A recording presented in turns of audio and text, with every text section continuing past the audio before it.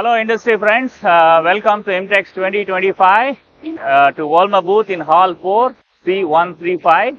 This year we are presenting the new technology of ultrasonic deburring, and to give more information on that, I have Mr. Dieter Munz, Managing Director of Ultratech Germany, and he will explain you more about it. Over to you, Dieter.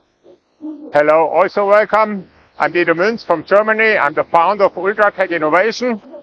We are a startup founded in 2019, and we have a new technology for deburring high precision parts. We have three different focus. We can debur perfect with sharp edges, but no removal of the edges.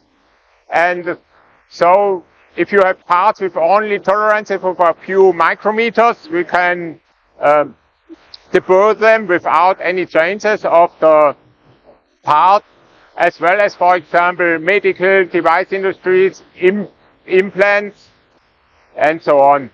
We have a water basin, and it only works with ultrasonic, with a very high concentration of the ultrasonic waves, and so we have no impact of the whole of the part, and it's a perfect deburring as well as a perfect cleaning of the parts. Thank you.